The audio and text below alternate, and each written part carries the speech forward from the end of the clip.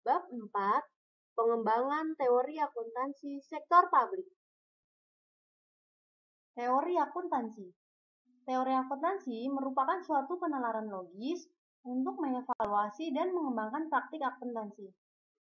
Menurut Mardiasmo, menyatakan bahwa suatu teori perlu didukung oleh berbagai riset. Suatu teori memiliki validitas keilmuan jika memenuhi 3 karakteristik dasar, yaitu yang pertama, teori tersebut memiliki kemampuan untuk menjelaskan fenomena yang terjadi. Yang kedua, teori tersebut memiliki kemampuan untuk memprediksi terjadinya suatu fenomena. Dan yang ketiga, teori tersebut memiliki kemampuan untuk mengendalikan fenomena. Laporan keuangan organisasi sektor publik. Teori akuntansi sangat erat kaitannya dengan akuntansi keuangan, terutama terkait dengan penyajian laporan keuangan eksternal. Aspek-aspek laporan keuangan untuk pihak eksternal antara lain 1. Tujuan penyajian laporan keuangan 2. Bentuk laporan keuangan 3. Informasi atau elemen laporan keuangan. Yang keempat, regulasi, standar, dan pedoman penyajian laporan keuangan. Sedangkan yang kelima, badan penyusun standar atau regulasi akuntansi. Tujuan dari penyajian laporan keuangan. Secara garis besar, tujuan penyajian laporan keuangan sektor publik yaitu 1. Memberikan informasi kepada para pengguna laporan keuangan yang digunakan untuk pertimbangan pembuatan atau pengambilan keputusan ekonomi, sosial, dan politik. Yang kedua, menunjukkan transparansi dan akuntabilitas publik. Yang terakhir, memberikan informasi untuk evaluasi kinerja manajerial dan organisasi. Manfaat laporan keuangan sektor publik, yaitu yang pertama, memberikan informasi keuangan untuk menentukan dan memprediksi kondisi keuangan terkait dengan likuiditas, solvabilitas, rentabilitas, dan aktivitasnya. Yang kedua, memberikan informasi keuangan untuk menentukan dan memprediksi kondisi ekonomi suatu organisasi pemerintahan dan perubahan-perubahan yang telah dan akan terjadi. Yang ketiga, memberikan informasi keuangan untuk memonitor kinerja, kesesuaiannya dengan peraturan perundang-undangan, kontrak yang disepakati, dan ketentuan lain yang disyaratkan. Yang keempat, memberikan informasi untuk perencanaan dan penganggaran, serta untuk memprediksi dampak perolehan dan alokasi sumber daya untuk mencapai tujuan. Yang kelima atau yang terakhir, memberikan informasi untuk mengevaluasi kinerja manajerial dan organisasional. Pengguna laporan keuangan sektor publik. Yang pertama, masyarakat pembayar pajak. Kedua, pemberi dana bantuan. Ketiga, investor dan kreditor. Keempat, masyarakat pengguna jasa layanan publik. Yang kelima, pegawai pemerintah. Keenam, penyedia barang dan jasa. Ketujuh, Dewan Legislatif. Kedelapan, masyarakat pemilih. Kesembilan, Badan Pengawas dan Advokasi. Kesepuluh, Lembaga Perating Analisis Ekonomi dan Keuangan Akademisi Pers. Ke-11, lembaga-lembaga pemerintahan, pusat dan daerah. Ke-12, lembaga-lembaga internasional. Dan yang ke-13, manajemen. Bentuk laporan keuangan. Menurut PP nomor 71 tahun 2010 tentang standar akuntansi pemerintahan, mengidentifikasi komponen laporan keuangan pokok yang perlu disajikan pemerintah meliputi 1. Laporan realisasi anggaran atau LRA. 2. Laporan perubahan saldo anggaran lebih atau laporan perubahan SAL. Ketiga, neraca. Keempat, laporan operasional atau LO. Yang kelima, laporan arus kas atau LAK. Yang keenam, laporan perubahan ekuitas atau LPE. Dan yang ketujuh, catatan atas laporan keuangan atau CALK. Elemen laporan keuangan. Penyajian pendapatan dalam laporan harus menyampaikan elemen-elemen pendapatan sehingga memberikan informasi yang jelas bagi pengguna untuk kepentingan analisis dan pembuatan keputusan. Laporan keuangan menyediakan informasi entitas pelaporan dalam hal 1. Aset, 2. Kewajiban, 3. Ekuitas, 4. Pendapatan LRA, 5. Belanja, 6. Transfer, 7. Pembiayaan, 8. Saldo anggaran lebih, 9.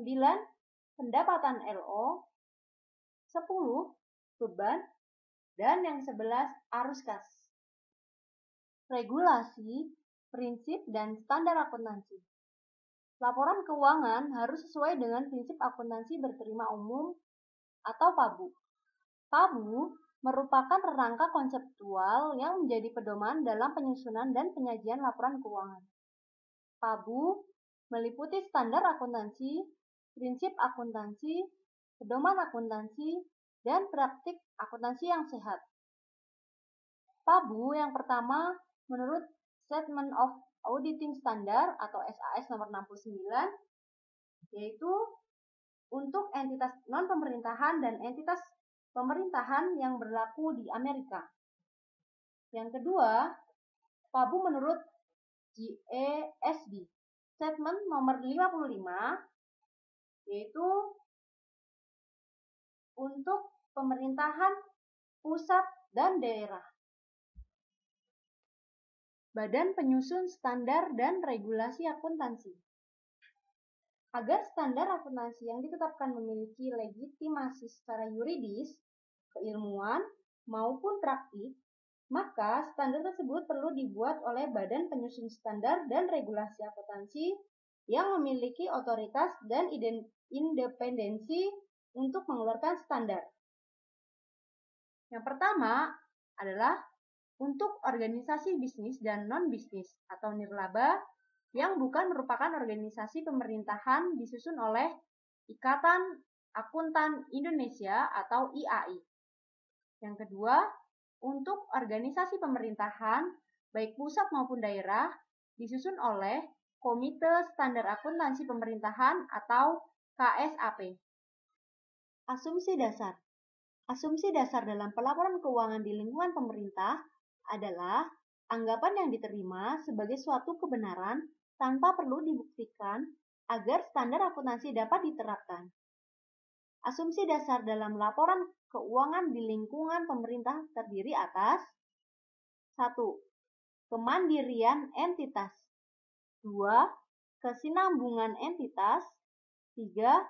Keterukuran dalam satuan uang. Asumsi dasar yang pertama yaitu kemandirian entitas. Asumsi kemandirian entitas maksudnya adalah setiap unit organisasi dianggap sebagai unit yang mandiri dan mempunyai kewajiban untuk menyajikan laporan keuangan sehingga tidak terjadi kekacauan antar unit instansi pemerintah dalam pelaporan keuangan. Yang kedua, kesinambungan entitas atau going concern. Asumsi kesinambungan entitas menyatakan bahwa jika tidak ada tanda-tanda, gejala, atau rencana pasti di masa yang mendatang bahwa entitas akan dibubarkan atau dilikuidasi, maka akuntansi menganggap bahwa entitas pelaporan akan berlanjut keberadaannya sampai waktu yang tidak terbatas. Yang ketiga, keterukuran dalam satuan uang atau monetary measurement. Laporan keuangan entitas pelaporan harus menyajikan setiap kegiatan yang diasumsikan dapat dinilai dengan satuan uang. Karakteristik kualitatif laporan keuangan. Yang pertama, relevan. Karakteristik ini, informasinya yang satu adalah memberikan manfaat umpan balik atau feedback. Yang kedua, memberikan manfaat prediktif.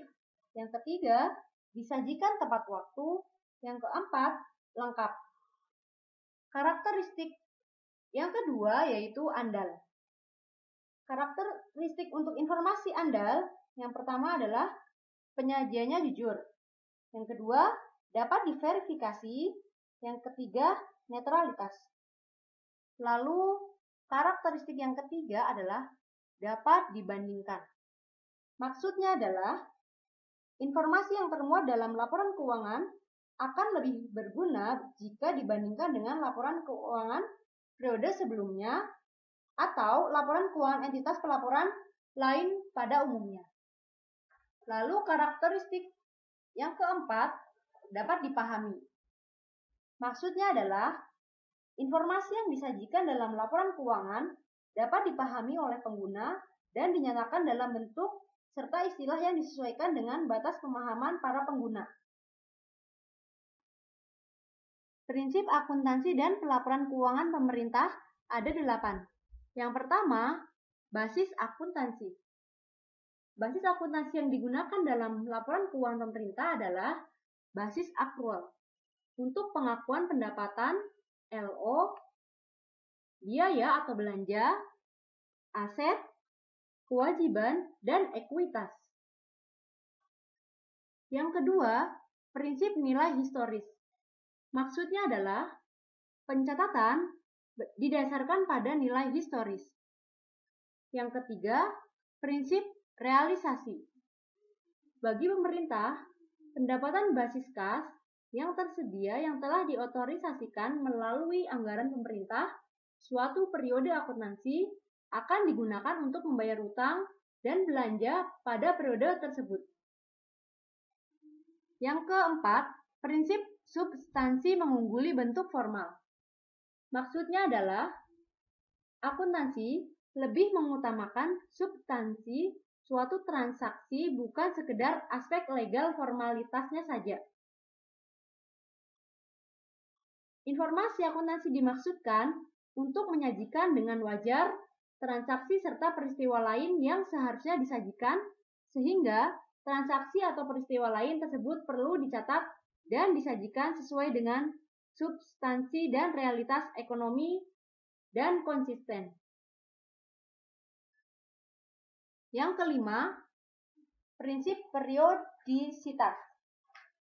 Maksudnya adalah kegiatan akuntansi dan pelaporan keuangan entitas laporan perlu dibagi menjadi periode-periode pelaporan sehingga kinerja entitas dapat diukur dan posisi sumber daya yang memiliki dapat ditentukan. Yang keenam, prinsip konsistensi. Maksudnya adalah adanya perlakuan akuntansi yang sama diterapkan pada kejadian yang serupa dari periode ke periode yang satu entitas pelaporan. Hal ini tidak berarti bahwa tidak boleh terjadi perubahan dari satu metode akuntansi ke metode akuntansi yang lain. Metode akuntansi yang dipakai dapat berubah dengan syarat bahwa metode yang baru diterapkan mampu memberikan informasi yang lebih dibanding metode yang lama.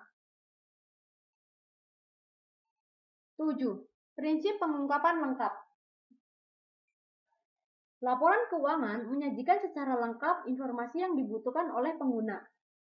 Informasi yang dibutuhkan oleh pengguna laporan keuangan dapat ditempatkan pada laporan keuangan atau catatan atas laporan keuangan. Yang terakhir atau yang kedelapan, prinsip penyajian wajar.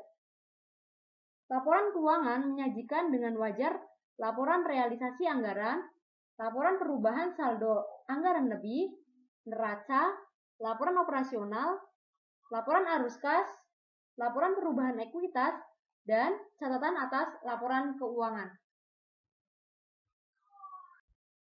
Kendala informasi yang relevan dan andal.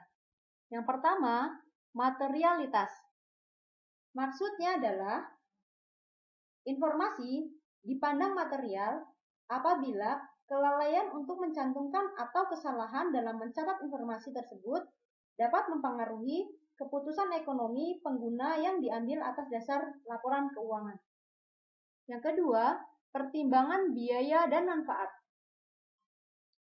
Manfaat yang dihasilkan informasi seharusnya melebihi biaya penyusunannya. Yang ketiga, Keseimbangan antar karakteristik. Keseimbangan antar karakteristik kualitatif diperlukan untuk mencapai suatu keseimbangan yang tepat di antara berbagai tujuan yang diharapkan. Keempat, objektivitas. Objektivitas menjadi kendala utama dalam menghasilkan laporan keuangan yang relevan dan andal. Teori pelaporan. Teori pelaporan ada 4. Yang pertama, teori pemilik. Teori pemilik adalah aset dikurangi liabilitas sama dengan ekuitas pemegang saham. Yang kedua, aset dikurangi ekuitas spesifik sama dengan ekuitas residual. Teori yang kedua adalah teori entitas, yaitu aset sama dengan liabilitas. Teori yang ketiga adalah teori dana. Maksudnya adalah pada organisasi sektor publik, masalah utama yang dihadapi terkait dengan upaya pencairan dana dan alokasi dana secara ekonomis, efisien, efektif, adil, dan merata. Yang terakhir, teori pengendali. Teori pengendali merupakan varian atau bentuk lain dari teori dana.